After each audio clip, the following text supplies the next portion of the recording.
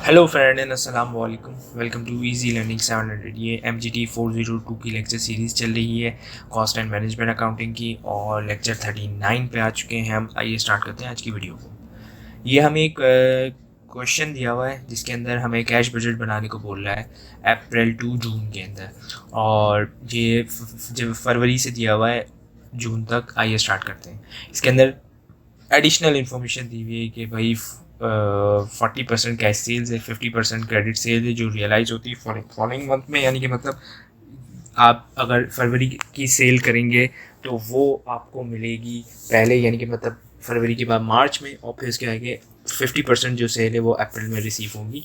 Creditors को हम जो है वो अगले मंथ के अंदर पेमेंट कर देते हैं। और कैश एट बैंक जो है वो है आपका, अल्लाह भला करे, 2500 रुपये। तो ये सोल्यूशन दिया हुआ है, लेकिन ये सोल्यूशन अभी आप नहीं देखें, आप फोकस करें अभी इस वर्किंग ही आपको आसान करवाएगी। तो अब देख लेते हैं सिंपल सिंपल। अप्रैल के अंदर आपकी कैश सेल्स कितनी हुई? 4320, ये आपकी कैश सेल्स हुई। अब फरवरी के अंदर आपकी रिकवरी आएगी। फरवरी के अंदर 18,000 रुपये आपकी सेल्स थी, जिसमें से 40% तो कैश थी। 40% तो कैश हो गई तो उसको हटा दें, उसके वो हमारे लिए कोई काम की नहीं है। लेकिन जो क्रेडिट सेल्स है वो 60% थी। 60% में से भी आपको आधी पेमेंट रिसीव हो रही है। तो यानी कि मतलब 10,800 जो है उसकी जो 50% है वो मिलेगी। यानी मतलब 10,800 आपकी क्रेडिट सेल्स थी, उसमें से भी 50% जो है वो आपकी रिकवरी मार्च में होगी, और 50% ही अप्रैल के अंदर होगी। तो इसी तरीके से 5,400 बना, 5,400 आपका हो गया। अब फरवरी के अंदर हो गई, लेकिन मार्च के अंदर भी एक सेल्स थी। मार्च के अंदर जो है वो सेल थी, उसको उसके अंदर भी कितना 19,200 था, जिसका 40% जो है वो हमारे लिए कोई काम का नहीं है तो उसको हटा दें, लेकिन 60% हमारे लिए काम का है। तो 11,520 रुपये आया। अब 520 का 11,520 का 50% जो हुआ 5,760। 5,760 जैसे ही आपने ऐड किया तो आपके पास जो है वो सेल्स आ गई। आपके क्या समझ ले, कैश आ गया आपका, यानी कि मतलब सेल्स का कैश जो है वो 15,480। इसके लिए मैं एक थोड़ी सी रिकमेंडेशन भी यही करूँगा कि आप अपना हैंड आउट अपना ओपन रखें सामने। ठीक है। अब इसी तरीके से हम निकालते हैं आपकी मई के अंदर कब कब की रिकवरी आएगी। मई से पहले जाए 2 महीने पहले।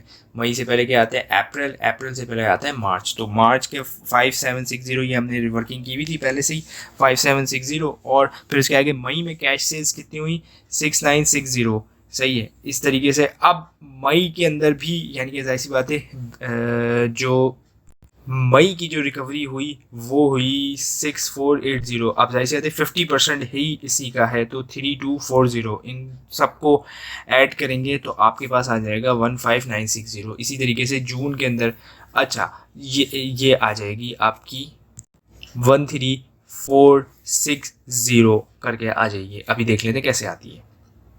तो जून की जो कैश सेल्स है वो है आपकी, अल्लाह भला करे, 5,000 रुपये। और कैश सेल्स को आप ऐड करेंगे, और फिर उसके बाद जाके मई के, यानी कि मतलब जो आपकी रिकवरी हुई है वो कितनी हुई है? वो हुई है 3,240, क्योंकि पिछले मंथ पे भी चल रहे हैं ना, पिछले मंथ की। इसी तरीके से और फिर उसके बाद जाके जून रिकवरी जो है वो 5,220 है।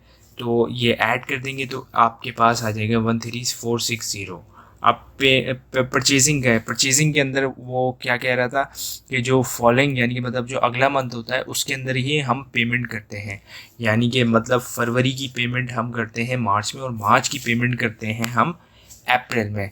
तो अब देखते हैं कि, यानी कि मतलब अब देखें इस स्लाइड के अंदर, देखें कि जो मार्च की पेमेंट है यानी कि 14,400 रुपये, ये आपको अप्रैल में करनी है। इसी तरीके से 24,300 रुपये ये आपको मई में करनी है। 24,600 रुपये ये आपको जून में करनी है। तो देखें 14,400 आपके पास आया, इसी तरीके से 14,300 आया, और 24,300 आया, 24,600 इस तरीके से आपके पास आ गया।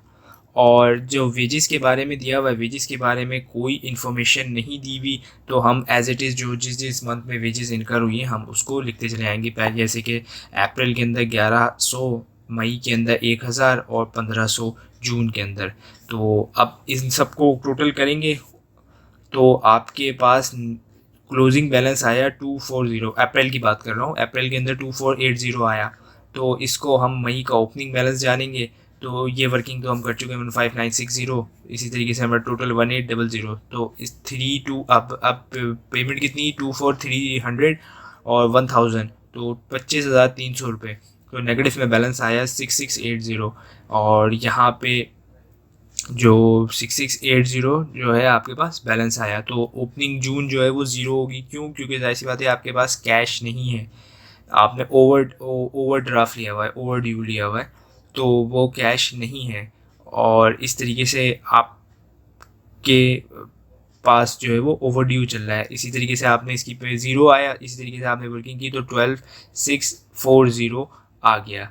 ये थोड़ी स्लाइड की मिस्टेक है, लेकिन बहरहाल ये एक स्लाइड का एरर है कि इसके अंदर वर्डिंग जो है वो ऊपर नीचे हो गई, यानी 860 या 680। तो ये आप देख लीजिएगा, ये स्लाइड के अंदर एरर है। अब ये भी वर्किंग यानी कि मतलब जो उस वक्त हमने सीखी थी बहुत ही कॉम्प्लेक्स तरीके से, इसके अंदर ये वो बात सिंप्लीफाई करके दे दी जाएगी कि क्या क्या हम टोटल करेंगे। तो 540 ये सब मैं आपको पहले यानी कि वर्किंग के अंदर दिखा चुका हूँ।